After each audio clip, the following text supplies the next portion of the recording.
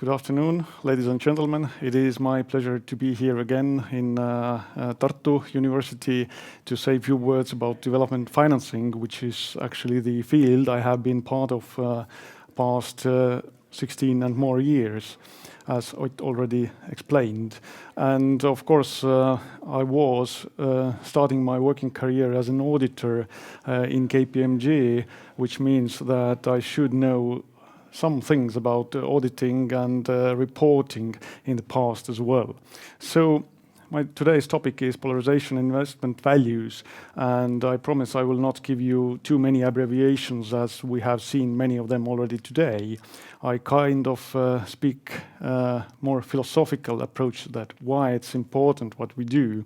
And I do it based on based on nature, not because the nature is maybe the most important aspects in any of this or all of this, but I believe that there is the kind of controversy is maybe the biggest and it's hardest to find good economic solutions there.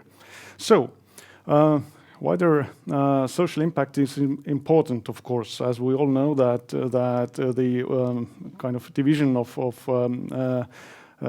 assets is not equal. So 1% of the world population owns about 50% of the assets or wealth, and another 50% of the population owns about 0.76% of the assets or wealth. So it's not very even, and as we know from the history, if there is a revolution in any parts of the world, certainly there are no winners, everybody will lose, and this is something which is kind of underlying initiative why we think that all these aspects currently are important. This kind of approach like economy has making until today cannot be continued. So I would say that decoupling is a good thing if we think about GDP growth and decoupling from the CO2 emissions. But if we think about markets, then it seems that markets are decoupling from the real value. And this is certainly not a good thing. I mean, it's more something to play in the let's say stock markets, not so much about real value, what people are getting out of these markets. So and one thing it brings on is kind of different views or angles between investors and managers as well. Like one founder of a relatively big company said that he doesn't care about investors because they should take care of the risk mitigation, and it's not really a problem of the management. Management is taking care of the business. So it seems that this kind of segregation of different layers is becoming more and more into the play. So it's kind of nothing personal. We saw it in 2008 that this kind of, for example, securitization allowed us to segregate also the risks and assets which we don't want in our balance sheet to somebody else's balance sheet, and it turned out not to be a very good solution, as we saw. So many layers, many lawyers in between, different institutions in between the fund manager and the funds themselves, investors, etc., etc. So this is the action, what it is currently in the world. So, but we need some real action instead of greenwashing. Another thing about nature is that it's of course important, everybody understands it, but it's treated as a risk so far, not as a value. And if we think about the nature, it's a long-term, it's silent, it's invisible, it's mobile, there is no proprietary rights in the nature as such. So this is kind of discipline which is kind of agreed socially between the people. It's not usual way how the world actually works. So instead of considering it as a risk, we all know that about half of the world GDP is basically kind of half of the GDP is dependent on nature, but it's very hard to estimate or to quantify the value of the nature as such.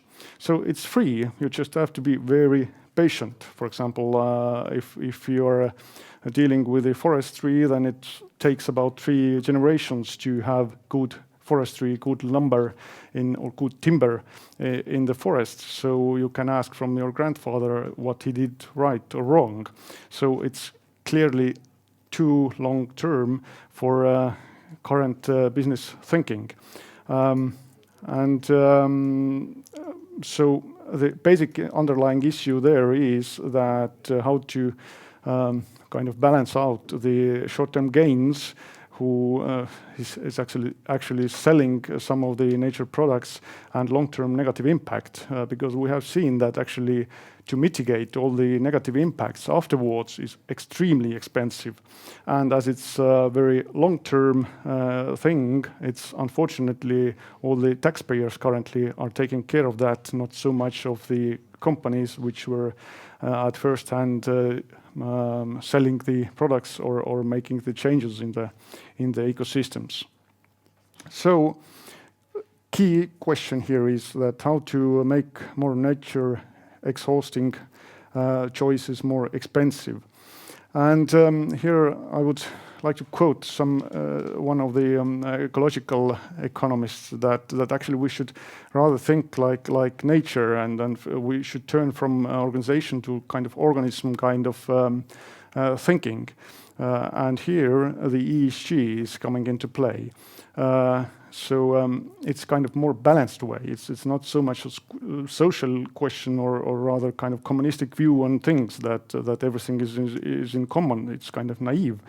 But of course, like it was present in balanced scorecard and other theories and practices, the ESG is coming into the play, balancing out the only focusing only on cash flow. And of course, there are plenty of different indexes which are used in different discussions regarding biodiversity, etc., etc. They are quite good and important, but they are kind of important in political discussions and not so much in business thinking or business activities. So real question is that what is the kind of microeconomic model behind that, which should incentivize businesses or buyers in the shops like us to make more sustainable solutions. And any ideas are welcome. I'm looking, for example, in different cooperative models, speaking about new technologies, tokenized ownership models, shadow equity initiatives, so all different kind of things involving more stakeholders into your business on very long term. So I believe that they are important, but of course, until now, we have to admit that there is no good economic model still yet. Anyway, that comes to the picture, the public side or regulatory side. What is quite important if we speak about taxation, regulation, like all the CSRD and other reporting requirements, they are really important. We have seen what has been the outcome of the ETS system, the emission trading system, also the border adjustment mechanism related to that. So it initiated some kind of economical incentive, making it like we know in Estonia, the energy from oil shale is not profitable anymore, and we cannot do that.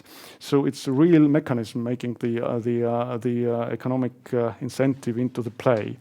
And there, of course, is voluntary carbon markets. And if you look at the biodiversity risks and biodiversity financing, then the nature credits and this kind of nature credits and the different kind of innovative financial measures are kind of in the thoughts of many organizations, including UNDP, World Bank, etc., etc. But unfortunately, I can say that there is no very good and working solutions found yet. But it doesn't mean that we should not think about it. And as we know, the people and the approach by the people and the decision making is very much still economic based. So we buy usually cheaper options. But I believe that it seems that we are at some kind of edge. There are so many things, kind of tensions, what we see in today's world, all the way starting from the continuation of the healthcare system, medical system, social system, and pension system. So in addition to nature, there are a lot of different disciplines in which the tensions are raising. So things are changing for sure. New technologies come into play. If you think about nature, then we know a lot more about nature as such. For example, it brings along different kind of abilities regarding data and reporting and analyzing different options. Also, it brings along the ESG is coming into play. The value chains have been changed already because, for example, in nature restoration, it's field. It's one of the biggest players in the market. Is actually that big companies need to take care of the value chains. So it's not enough just to look after your products. But self-interest, greed, and envy is part of the, unfortunately, people and population. That's why it's good to have these do no significant harm principles. At least you have to think about your choices a little bit in the broader scope. It's coming very strongly in the public procurement, for example, and all the grant mechanisms. But actually, my message would be that we need this kind of change in kind of approach. So it's both and approach instead of either or approach. So we cannot choose clearly between one or another option, but we have to take into account all different options and be winning side in all of them. So unfortunately, there is no good model yet regarding development financing, but better to think along. And I would advise to think like nature does, cooperation and value sharing, because only blood is not important in your organism, but all different kind of chemistry, all different parts and different fluids, different electronic signals are coming and moving throughout our organism. So similar way should be also in the business thinking. So. And regarding ESG, it all starts from the data. And of course, what it would be without any numbers, then regarding the nature-based solutions, which is one of the trickiest and asset class, I would say that it's not a hopeless situation, looking on the numbers as well, but unfortunately to look only on macroeconomic numbers. So if end of last year, the total assets under management was 3.4 trillion for sustainable assets, which is actually only 7.2% of the total assets managed by the fund managers. Then the nature-based solution financing was 200 billion, so clearly less than what we utilize for sustainable assets, and it's actually just 0.1% of the GDP in Europe, maybe 3 to 10% of the taxes. So it's clearly not very big share of total activities. And if to look into the nature-based solutions, then the government funding is actually representing 82% of the funding, which brings back us to these kind of long-term view on things. Unfortunately, no other financier than government funding is able to do that. We have heard many good stories about philanthropy, but actually it's only 0.4% coming in through the philanthropy. So regarding Kunming Montreal biodiversity framework targets, the financing gap is 700 billion in order to halt the biodiversity loss and turn it to back on track again. But no worries, we still have about 7 trillion of negative impact measures financed by the public sector so far. So if we can turn part of them to kind of nature positive investments, it would certainly solve a lot of issues. And if you look at the returns, then actually $1 of spent to nature protection and restoration can bring back 7 to 110 euros. So on macro level, the business case is there. The key issue is how to make it on micro level to work as well. So thank you. This was my speech, and thank you for listening. Hope you gained some kind of some good food for thoughts out of it. Thank you.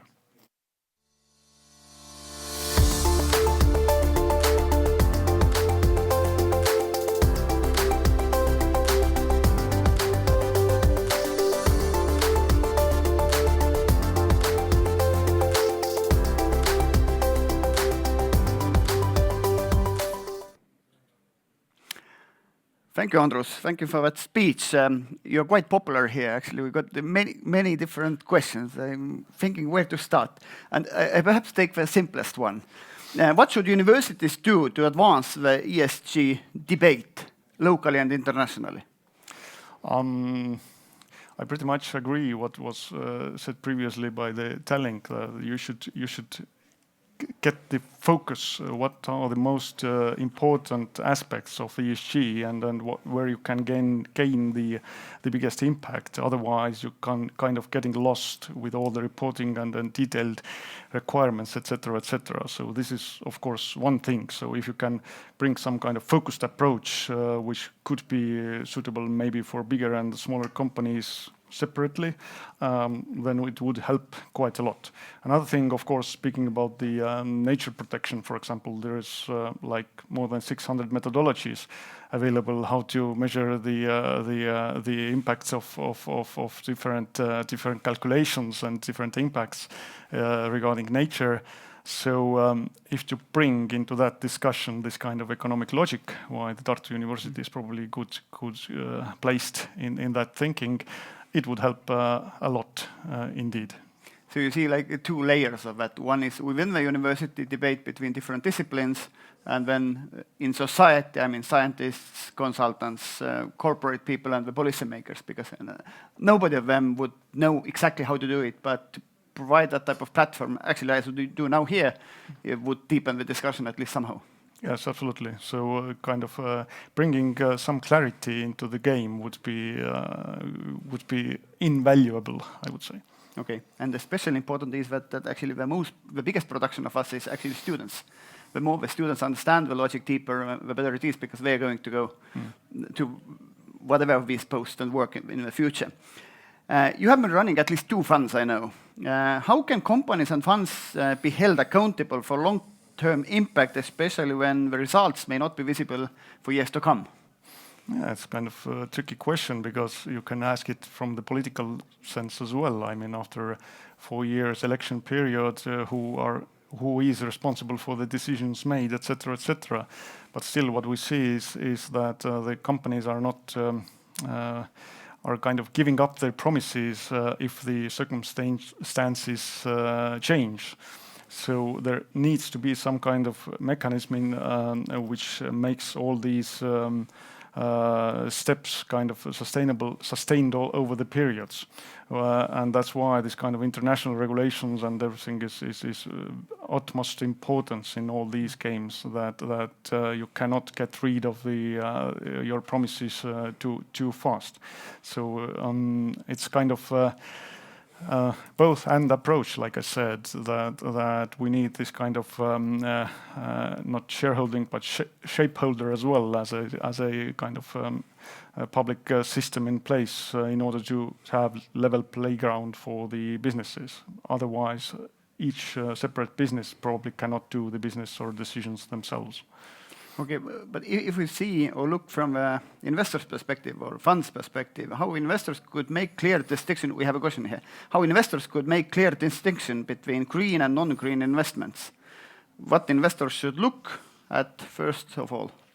Like I said, look into the do no significant harm principles. They are pretty clear that you should not pollute, you should not make biodiversity extinct, you should not be favoring the climate changes, etc., etc. So if at least you don't do any of harm, then it's already something good. So I would say that it provides kind of easy checklist that if things are okay-ish or not. But everything else is, of course, there is a myriad of details, like we saw in previous presentation. That I believe that many investors are thinking about it, similar to Tallink's example, for example, that how to really calculate what is material, what is not, etc., etc. So there is no clear and simple answer.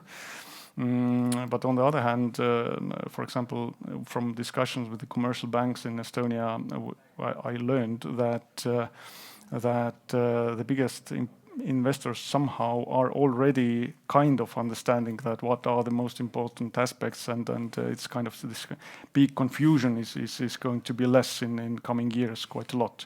But there is no straight answer right now because it's kind of systematic change, and like it was said, ESG hype, it's only speak more or less, but it's going to be normalized probably after 2-3 years, I believe. The next question we have, do sustainable investments lead to more fair wealth distribution across the globe? Sorry? I mean, do these ESG investments or sustainable investments lead to more fair wealth distribution across the globe? You said that 1% of the population owns roughly half of global wealth. Does it make the world more kind of even place? Or richer I hope a little bit, but this is the only thing which this is not the only thing which is making the trick. Probably it will be discussed in the coming discussions as well. There needs to be some kind of systematic view, some kind of new economic incentive coming into the play. So ESG itself does not do that trick yet, I believe. But it equalizes a little bit, at least some aspects are coming into the play. But if we speak about the different regions like Global South, Global North, Asia, US, and the European approaches, then they are very different, and we'll see. We have a long question about voters. Based on your experiences in Estonia, are the voters also responsive to these changed narratives, considering the sustainability issues? In terms of short-term versus long-term solutions, we have just had experiences with the pension reform where we have seen rather short-term self-interest prevailing. True. So, like I said, we still buy the cheapest prices, unfortunately. Even on the philosophical side, we tend to think about making more greener choices, etc. But even I usually make this very simple example of a very small shop active in some village.